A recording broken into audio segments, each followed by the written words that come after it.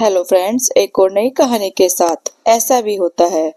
निभा स्कूल से घर आते सीधा दादा के रूप में जाती थी।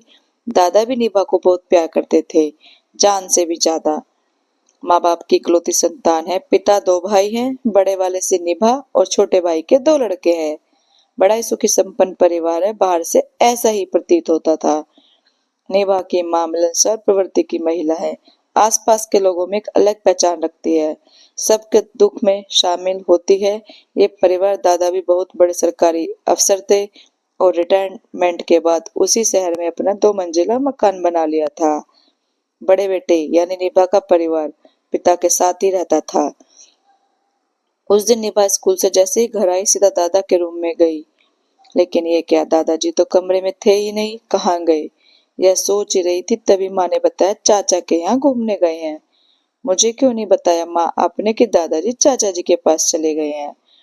अरे बताया तो था सुबह ही, लगता है स्कूल जाने की जल्दी में तुझे याद नहीं रहा।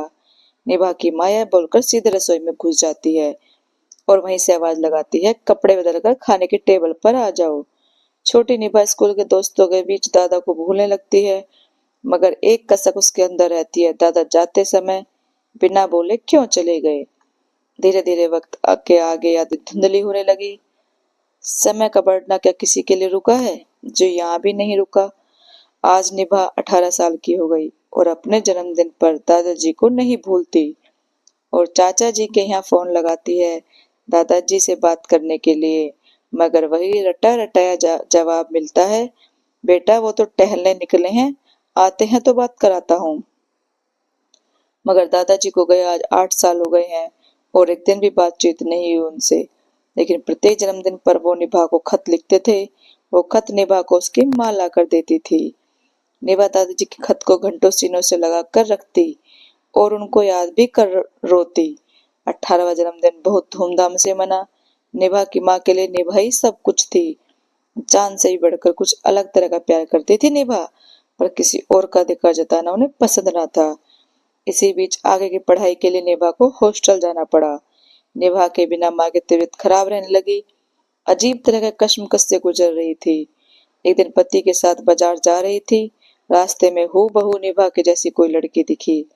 चलती गाड़ी से कूद गई और पीछे से आते ट्रक का पहिया सीधे उनके ऊपर चढ़ गया। पलक झपकते ही प्राण पखेरु उड़ गए। एक हंसता खेलता परिवार खत्म हो गया। माँ के निधन की खबर सुनते ही निभा हॉस्टल से घर आती है। पिता के कंधे से चिपक कर बहुत रोती है। श्राद्ध के दूसरे दिन माँ की याद में एक वृद्ध आश्रम में खाना और कंबल बांटने अपने चचेरे भाइयों के साथ जाती है, तो वहां अपने दादाजी को देखती है।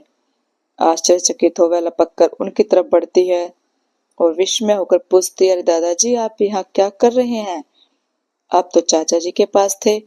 तभी दोनों चचेरे भाई तुरंत बोल पड़ते हैं, अरे नहीं नहीं दीदी, दादाजी तो गांव में रहने चले गए थे, ऐसा पापा बता रहे थे। निभा को भी कुछ समझ में नहीं आता है कि माँ पिता ने झूठ क्यों बोला था।